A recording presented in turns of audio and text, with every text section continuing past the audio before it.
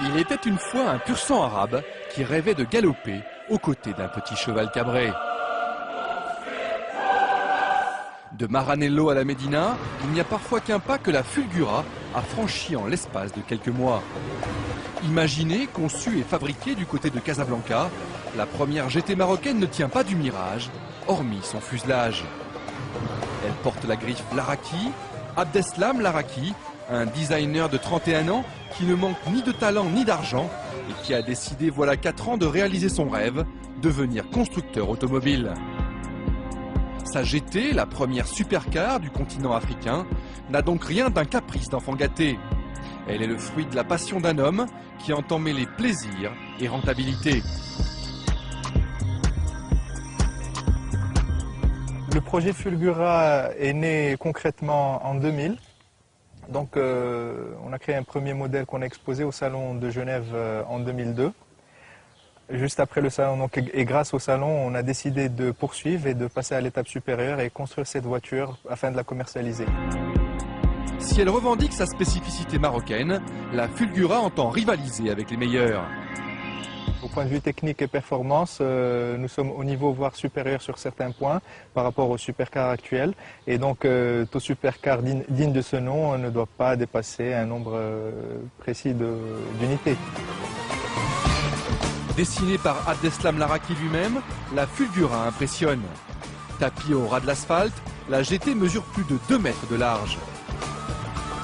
Elle étonne par sa prestance et son assurance et se distingue par ses projecteurs sous plexiglas, ses clignotants pendentifs et ses larges entrées d'air au bout de l'interminable capot.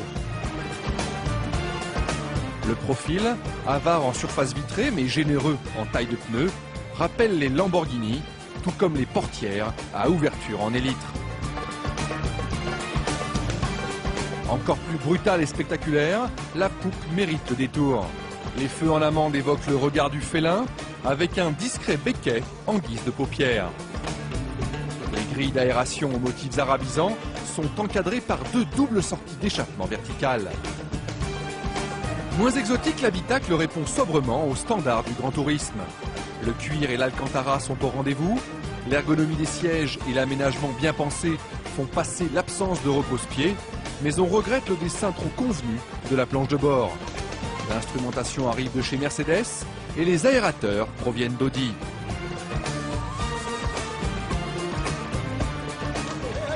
Le moteur lui aussi est made in Outre-Rhin, mais franchement personne ne s'en plaindra. Ce V8 5 litres 4 compresseur porte l'estampille AMG, le célèbre préparateur de Mercedes. Doté d'un kit Brabus, il développe 570 chevaux en attendant une version V12 biturbo de 660 chevaux. Et ça tombe plutôt bien car à l'évidence, je me sens moins à l'aise avec les pur sang arabes qu'avec les chevaux allemands de la Laraki. Moins de 4 secondes pour atteindre les 100 km/h, 330 km/h en pointe, les performances de la Fulgura V8 flirtent déjà avec les sommets de la catégorie. Grâce à une carrosserie en fibre de carbone et une plateforme en aluminium, la supercar marocaine pèse moins de 1200 kg.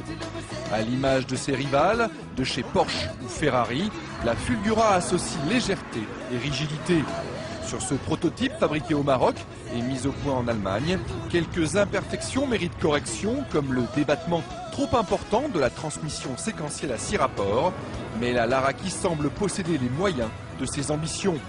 Maniable en ville, facile sur route et torride sur les lignes droites sud-sahariennes, elle revendique un comportement en accord avec le mordant du freinage et la fermeté de l'amortissement.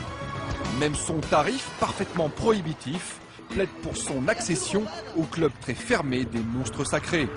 Laraki table sur une production de 25 unités chaque année, livrable à partir du printemps 2005.